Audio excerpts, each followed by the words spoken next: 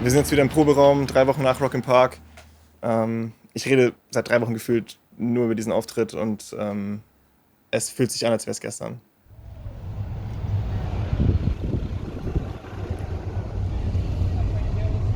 Die Fahrt dorthin war schon super crazy, weil da fühlt man sich halt eigentlich echt schon so wie so ein VIP, der da halt da reinfährt, wenn man dann durch die ganzen Securities durchfährt und dann zeigst du denen so den Pass und dann kommst du wirklich so in diese ganzen Hinterstraßen von Rock im Park, was man halt so als Besucher niemals sieht.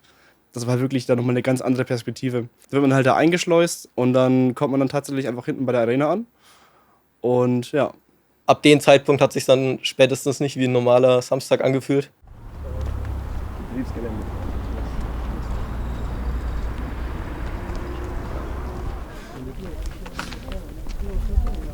Das ist der Jason? Ich glaube, das ist der Jason. Jason! Ja, siehst du? Servus, Jason. Hi. Hallo. Hi. Servus, ich bin der Jason, ich bin der Songwriter und Gitarrist in Impuls. Ich weiß nicht, wie es bei euch ist, aber ich glaube, bei mir ist die Aufregung, Nervosität immer an die Leute irgendwie gekoppelt. Und wenn dann bloß, keine Ahnung, 30, 40 Leute vor der Bühne stehen, dann denke ich mir, okay, die erwarten jetzt was und jetzt muss ich auch irgendwie abliefern, jetzt werde ich langsam nervös. Hallo, ich bin der Marcel und ich bin der Tieftöner bei Impuls. Also ich habe mir das Ziel gesetzt, tatsächlich. Irgendwo mal so 14, 15 so in meinem Zimmer. Und das hat jetzt dann tatsächlich, jetzt machen wir es halt. Wir spielen übrigens in der kleinen Halle da hinten. Hi, ich bin der Tom und spiele Gitarre bei Impuls. Und ich werfe gerne Dinge um. Das ist das einzige Anzeichen, was wir bisher gefunden haben. Da sind wir befugt oder sind wir unbefugt? Wir sind Teil des Betriebs. So, das geht schon. Let's go. Ja, heute sind wir ein bisschen zu frei, der Dave. Können wir das mitnehmen, Julian? Ja, bitte. Free Dave. Hallo, ich bin der David und ich spiele Schlagzeug bei Impuls und ich latsch gerne in die Kick. Tom ist zu klein. Ich bin schon fucking nervös, ich weiß nicht, wie es euch geht. Allein, dass ich fit werde bis dahin, also nachdem ich jetzt ein bisschen eingeschlagen bin, ich kack mich jetzt schon ein, Alter. Weil da muss alles perfekt sein und wenn das nicht perfekt ist, dann werde ich mich so ärgern. Aber das wird schon. Positiv bleiben. Hey, ich bin der Chris von Impuls, ich bin der Sänger von der Band und ja. Hey, sorry Julian, es tut mir voll leid, aber ich krieg das nicht hin. Meine Gefühle haben sich drastisch verändert. Ich bin jetzt komplett in Panik verfallen. Du bist halt irgendwie jetzt dann Teil von so einer großen Maschinerie. Das ist hier nicht irgendwie Luise oder E-Werk so, wo du halt irgendwie dann der Headliner bist. Den Auftritt selber haben wir jetzt schon oft gemacht, wird schon halbwegs laufen halt so, ne? Aber also für mich ist das nicht so. Wenn das für euch so ist, dann weiß ich nicht. Hey, also ich meine, du stehst da und glotzt dann 3000 Leute ins Gesicht. Klar, wenn du auf wenn zu viele sind, dann ist das egal. Aber ja, wie man mit der Crowd interactet, wie viele Leute dich einfach nicht kennen, also wie viele Leute da rumstehen werden, die dich noch nie gesehen haben. Das wird krass werden, das wird überwältigend sein. Und ja, auch wenn es am Ende nur 1000 sind, dann sind ja noch 10-mal mehr oder 5-mal mehr als normalerweise halt. Ne? ja, spult mal 15 Minuten im Video vor, dann werdet ihr sehen.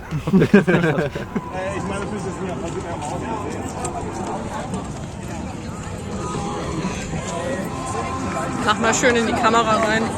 Wir hatten am Donnerstag auch eine Campingplatztour gemacht, wo wir versucht hatten, möglichst viel Werbung nochmal für unseren Auftritt zu machen, haben Sticker verteilt, wollten mit den Leuten ins Gespräch kommen. Und da hat mich mega überrascht, wie viele Leute uns schon vor allem auch durch die Rock im Park Playlist gehört haben und uns dadurch auch kannten. Also man hat immer wieder Leute gesehen, die irgendwie dann unsere Sticker auf dem T-Shirt hatten. Ja, und ich glaube schon, dass es auch ein wichtiger Teil war, warum letztendlich auch so viele Leute zu unserem Auftritt gekommen sind. Also wir waren einen Tag vorher am Festival gewesen, wir standen bei Red Hook, ich und Julian. Es war einigermaßen voll in der Halle und ich habe Julian gesagt, ey, wenn hier so viele Leute stehen morgen, dann bin ich der glücklichste Mensch der Welt.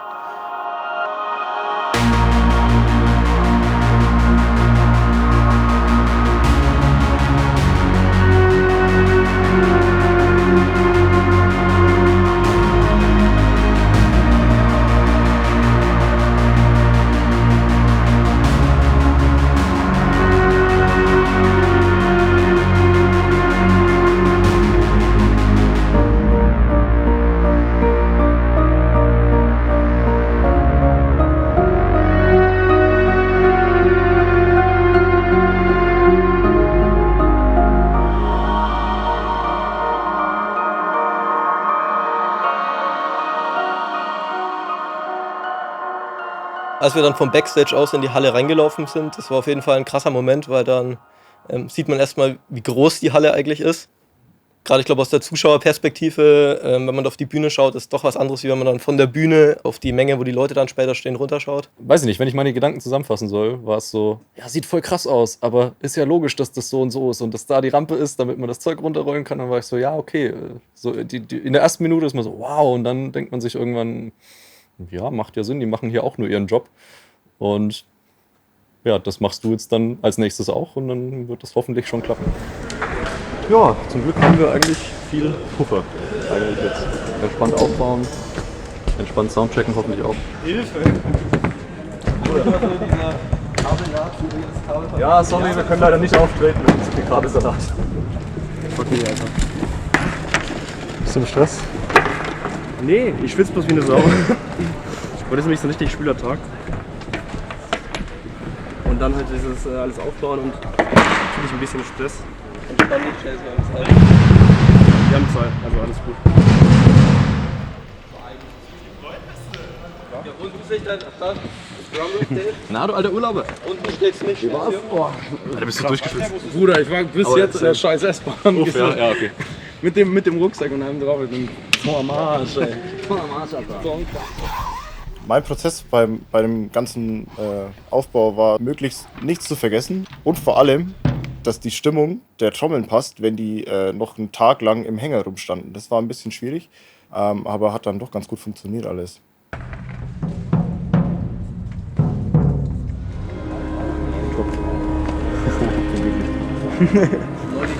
Sonst stehen wir auf der Bühne, die sind so groß wie der Platz hier. Oder der andere. Schon weit. Es ist einfach normaler, als man sich das so vorgestellt hat oder einfach ausgemalt hat im Kopf. Eigentlich fast wie bei jedem Gig, du kommst dort an, du sprichst mit deinem Ansprechpartner, der war super entspannt drauf, haben unser Zeug ausgeladen, so wie bei jedem anderen Gig auch, und dann ging es dann schon fast los im Soundcheck.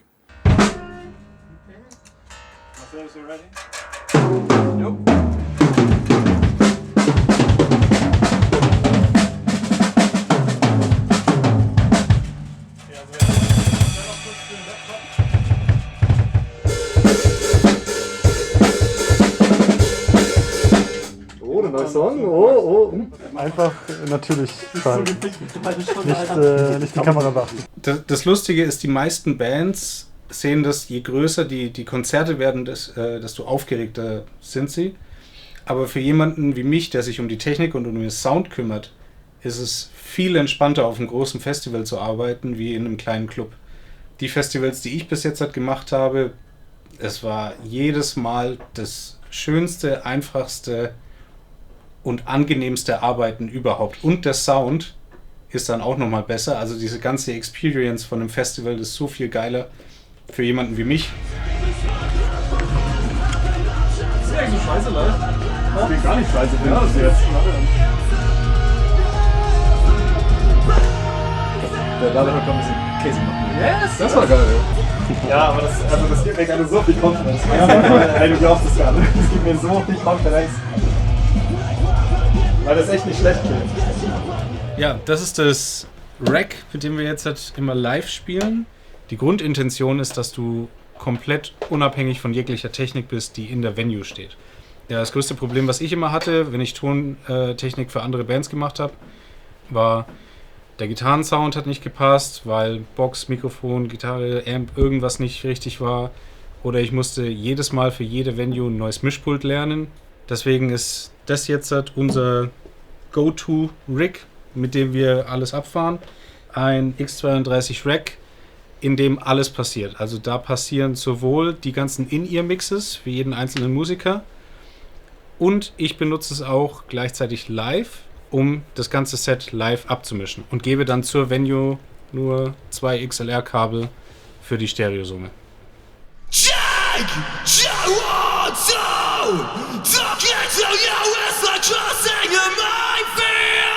Der Soundcheck, das war so das erste Mal, wenn du dann auf der Bühne stehst und dann zum ersten Mal deine Gitarre anspielst, wo dir bewusst wird, was das für Dimensionen sind, wo du jetzt dann spielen wirst. Die Halle ist leer und man spielt und dann geht der Schall weg. Und dann kommt der Schall wieder zurück.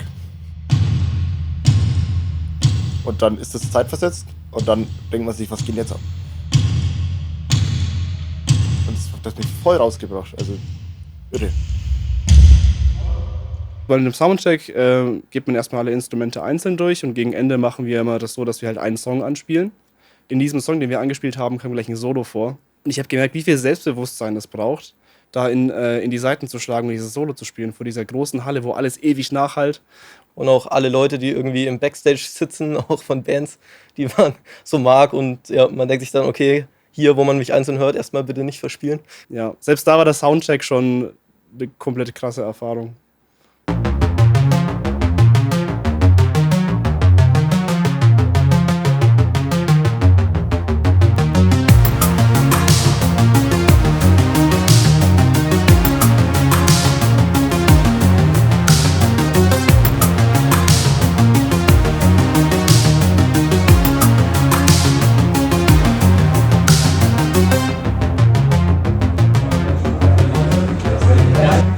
Vor dem Auftritt habe ich mich eigentlich ziemlich von den anderen isoliert aus der Band.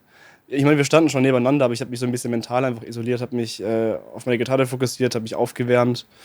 Und ich glaube, wenn man die Stimmung zusammenfasst, ich glaube, jeder hat so ein bisschen sein eigenes Ding in dem Moment gemacht. Wir hatten noch den Seppi, der ein bisschen rumgesprungen ist und immer irgendwas erzählt hat und irgendwelche Witze gerissen hat. Hallo, ich bin der Seppi. Ihr kennt mich aus dem Video Blackout bei Impuls, ich bin da gestorben. Ja, Sevi, der alte Hund, war natürlich geil mit dem. Weil, ich meine, gut, er hatte dann, vor allem auch bevor wir auf die Bühne sind, er hatte halt wirklich bis zur letzten Minute einfach Käse gelabert, wofür ich ihn sehr liebe. Hallo. Aufgeregt nicht. Ich glaube, das kommt dann. Ich bin einfach super stoked, die Jungs heute auch irgendwie live zu sehen und mit dabei zu sein, weil es sind halt mit unseren besten Freunden so bandwise. Also ich hab Bock. Und ich glaube, das ist ein super sicker Auftritt von uns. Wer weiß. Schön gesagt. Und jetzt schauen wir uns wieder fette Titten auf YouTube an.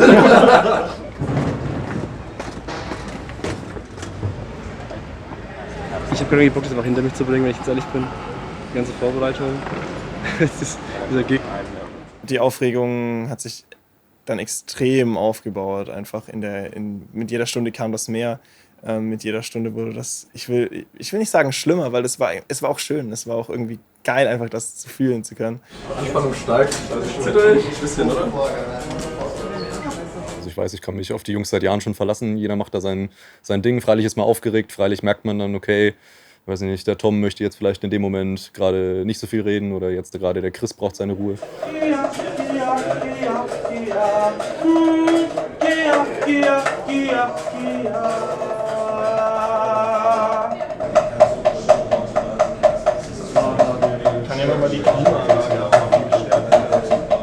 Aber ich denke, wir kennen uns alle schon so gut, weil wir auch so eine enge Freundschaft zueinander haben, dass da einfach das System Impuls an sich funktioniert. Ich spür's. Also ja, Aufregung steigt. Jetzt gibt's kein Zurück mehr.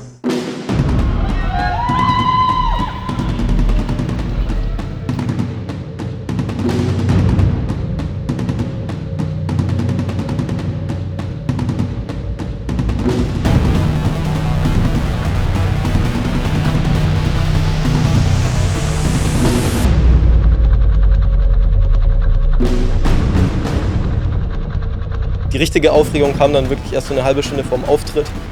Ich weiß auch ganz genau den Weg, den ich dann zur Bühne gemacht habe, um nachzuschauen, okay, wie viele Leute sind gerade da. Ich weiß nicht, wie viele Leute da sind. Ich mal ein paar.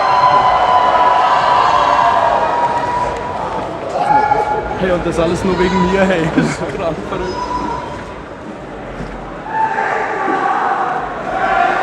Das ist schon ein bisschen vor der Pause.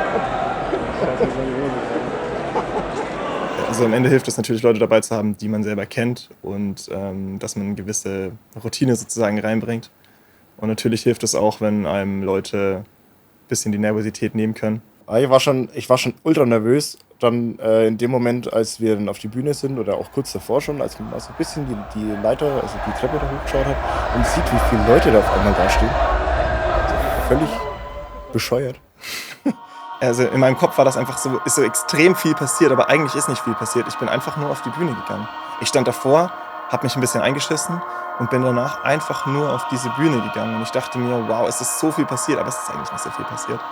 Aber was in einem vorgeht, ist einfach halt extrem und man kann es nicht in Worte fassen.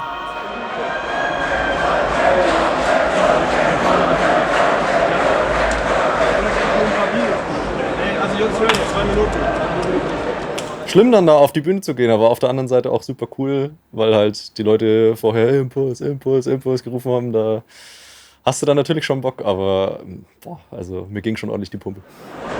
Das ist der beste Klassenausflug, den ich je in meinem Leben hatte. So viel Spaß mit den Freunden. Die letzten 30 Sekunden, als wir dann da auf der Treppe standen und dann zur Bühne hochgehen wollten, das war komplett surreal, weil Rock im Park war für uns immer so ein Jahr entfernt. Und in dem Moment war das halt tatsächlich, okay, jetzt sind es noch 30 Sekunden, dann geht's los. Am Ende ist man alleine. Am Ende ist man alleine mit sich selber und am Ende bist dujenige, der sich einredet, dass er jetzt liefern muss. Musst du ja auch. Ich meine, am Ende kann dir das keiner abnehmen.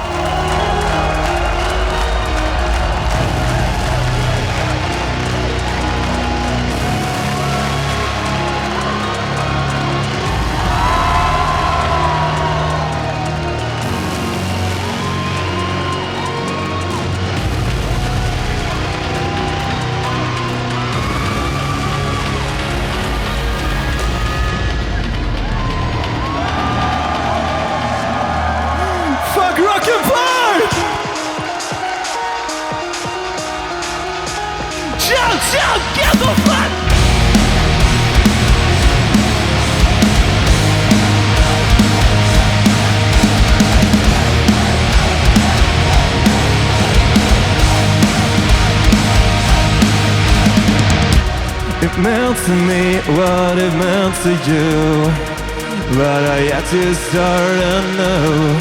You were to me what I was to you. Tell me, was it all untrue? I can't forget the tears that you shed, and what this is to you. Diese Sekunde, wo ich auf die Bühne gekommen bin und einfach halt die ganzen Leute gesehen habe. In dem Moment, wo einfach die Aufregung verfliegt und diese Glücksgefühle einfach überwiegen und einfach halt komplett die Kontrolle übernehmen und du komplett einfach das machst, was du halt wochenlang einfach geprobt hast und dir vorgestellt hast, was passiert.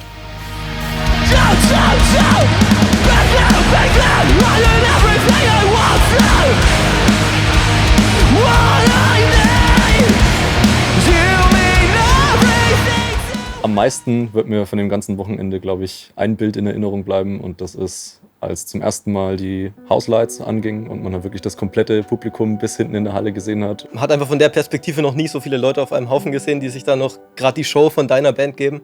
Also das war schon eine einmalige Erfahrung. Von der Musik eigentlich habe ich immer so Momente gehabt, so wenn man zurückdenkt, in welchem Mindset ich diese Songs teilweise geschrieben habe. Ich musste mir schon echt oft die Augen zumachen, dass ich nicht das Weinen anfange, weil es wirklich emotional war, auch diese Songs dann auf dieser Bühne zu spielen. Und klar in der ersten Reihe Freunde und Familie, die einen seit Jahren begleiten und irgendwie Kraft geben. Und dann merkst du aber trotzdem, okay, da sind noch so viele Leute dahinter, die sich jetzt irgendwie auch die Zeit genommen haben und sich irgendwie deine Show anschauen. Das war schön.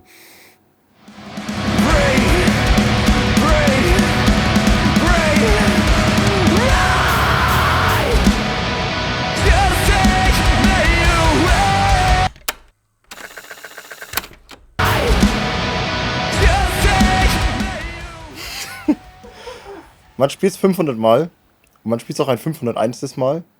Und irgendwann kommt der Punkt, wo man einfach komplett vergisst, wo man im Song ist. Und dann gehen die Lichter an und man sieht unten nur alle im Kreis rennen und denkt sich so, holy shit.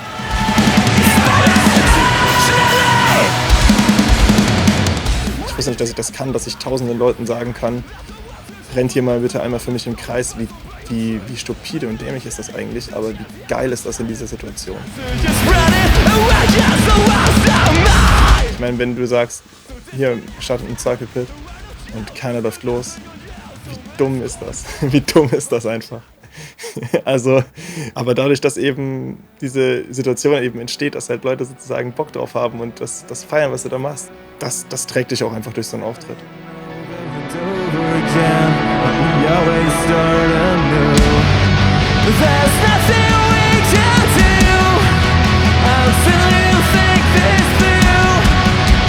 Starting over and over again.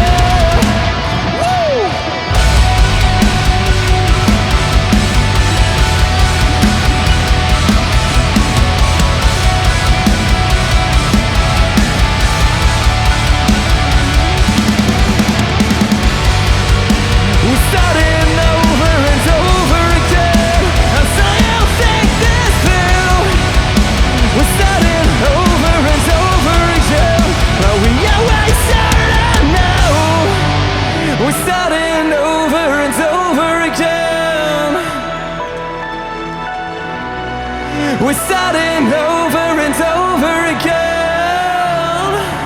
Vielen Dank, Rock im Park. Wir machen noch ein Foto mit euch.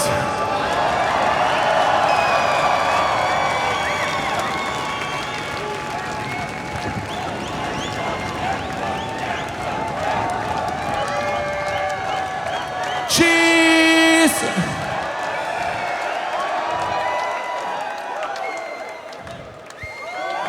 Vielen Dank euch, wir waren Impuls. Viel Spaß heute noch.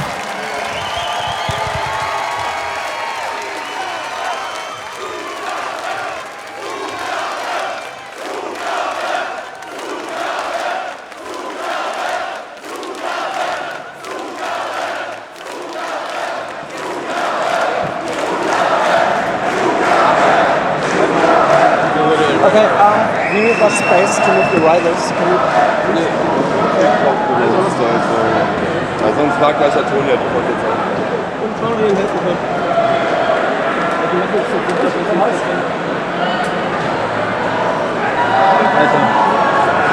Alter, das war so geil. Und es waren so viel mehr Leute da, als ich gedacht hätte. Das war schön. Ja, die Leute rufen Zugabe. Ich würde ihnen gerne eine geben, aber ich weiß, wir dürfen nicht. Aber also ich hatte echt noch Bock auf mehr. Wenn wir schlecht sind, was der größte Gegner ist. Du kommst von der Bühne runter und erfährst dann von den Leuten von Spiritbox, die sich Impulse auch angeschaut haben und ganz cool fanden, was dann schon irgendwie ein Ritterschlag ist. Ich glaube, vor allem die Motivation, die wir auch daraus schöpfen und vor allem halt auch die Erinnerungen, die wir behalten, ist das, was wirklich das Ganze richtig wertvoll für uns gemacht hat. Das Catering war krass. Du hast einfach die Riesenauswahl und dann packst du dir so einen Teller voll und rechts neben dir steht der Bassist von Stick to Your Guns zum Beispiel, packt sich auch einen Teller voll und das ist einfach, wo bin ich hier bitte? So, wie sind wir hier hingekommen?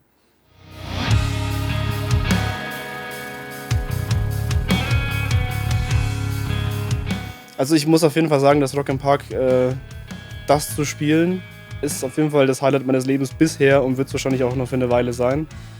Ich werde es wahrscheinlich auch nie vergessen. Und das Ziel ist halt natürlich jetzt, das nochmal hinzubekommen. Ich wünsche mir, dass das nicht das letzte Mal war, dass das einfach passiert ist. Dass ich sowas gefühlt habe auf der Bühne, aber es war auf jeden Fall bis jetzt die krasseste Erfahrung überhaupt.